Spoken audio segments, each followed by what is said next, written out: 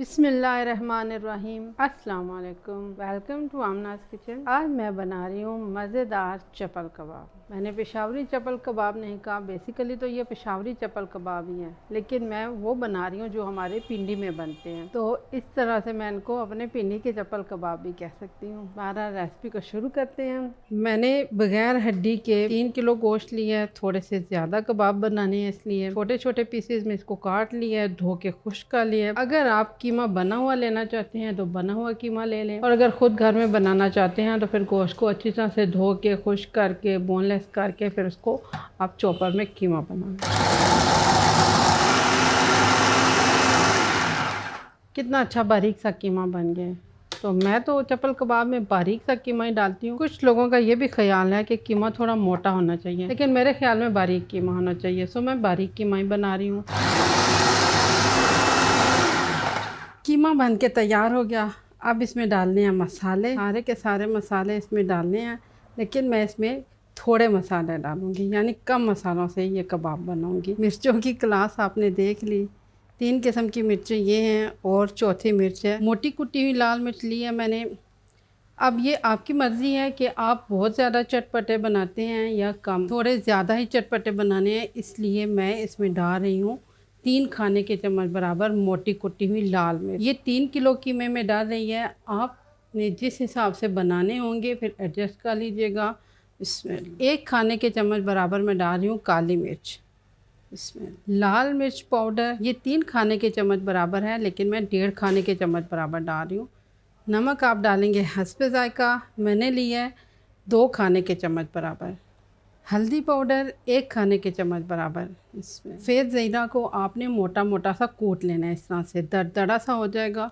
इसमें मोटा कुटा हुआ धनिया, वही बात कि दरदरा सा कूट लीजिएगा। ये 3 खाने के चम्मच बराबर है। इसमें अजवाइन है 1 खाने के चम्मच बराबर। अजवाइन को आप धो के खुश्क करके फिर इस्तेमाल करें, अमूमन इसमें थोड़ी मिट्टी वगैरह लगी होती है। इसमें कसूरी मेथी है, इसको भी अच्छी तरह से फूंक लें, इसमें भी कभी कुछ डास वगैरह होती है। ये 1 खाने के चम्मच बराबर है। इसमें 2 लेमन का जूस लिया मैंने। लेमन काफ़ी बड़े थे, अगर दरमियाने साइज़ के हैं तो 3 लेमन का जूस लें। इसमें मैं हमेशा आपको बताती होती हूँ कि मैं लहसुन में धनिया पाउडर डाल के इसको सिलबट्टे पे पीसती हूँ। तो ये 3 खाने के चम्मच बराबर लहसुन का पेस्ट है। आधे कप से थोड़ा ज़्यादा छिला हुआ लहसुन था, और उसमें मैंने 1 खाने के चम्मच बराबर धनिया पाउडर शामिल किया है।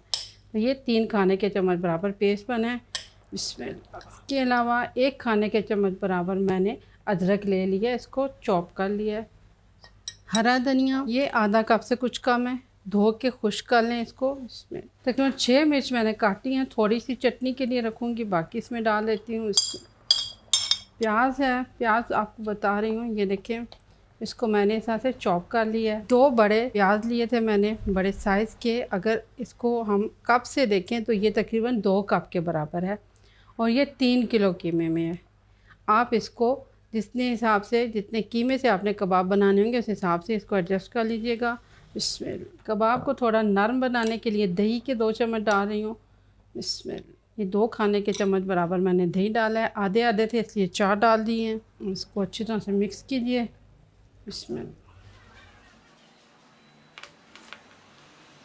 अब इसमें डालना है मकई का आटा। ये पीली मकई का आटा है, लेकिन सफ़ेद मकई का आटा भी वैसा ही काम करेगा जैसा पीली मकई का करेगा। कबाब बनाते हुए अगर आपके कबाब टूटने लग पड़े तो आप इसमें थोड़ा और मकई का आटा शामिल कर लीजिएगा। आप अपने हाथों पे थोड़ा सा कुकिंग ऑयल लगा लें, इस तरह से हाथों पे मल लें, और फिर इसको अच्छी तरह से हाथों से मिक्स करें। ग्लव्स पहनना चाहते हैं तो ग्लव्स पहन लें, वैसे मेरे हाथ खूब अच्छे साफ़ हैं तो मैं हाथों का इस्तेमाल ही करूँगी।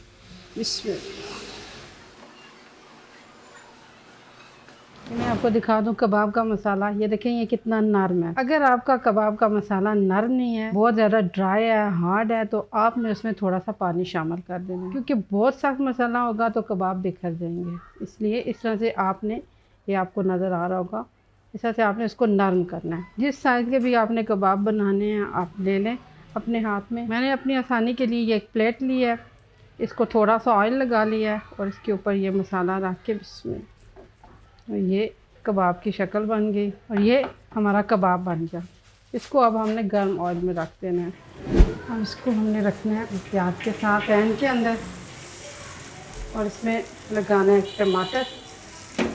प्याज के साथ इसको ऑयल के अंदर कर देना, थोड़ा सा ऊपर से दबा दें टमाटर को और इसको अब आप पकने दें। आपको नज़र आ रहा होगा कि कबाब हर साइड से पक गया, बस दरमियान से थोड़ा सा रह गया। साइड पलट देती हूँ इसकी।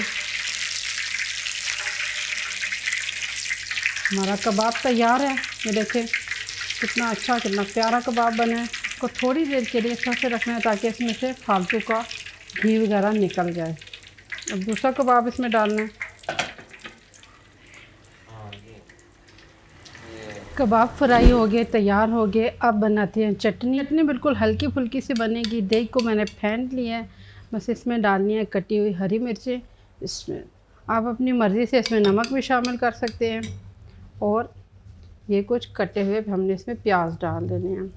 आम तौर पर बाज़ार में भी कबाबों के साथ यही चटनी सर्व होती है। तो बस ये चटनी तैयार है। अब इसको कबाबों के साथ सर्व करें। तो इस तरीके से आप कबाब बनाइए, इस तरह की चटनी बनाइए, साथ सर्व कीजिए, सबको अच्छा लगेगा। अगर आपको रेसिपी अच्छी लगे तो इसको लाइक कीजिए, शेयर कीजिए, दुआ में याद रखिएगा। अल्लाह हाफ़िज़।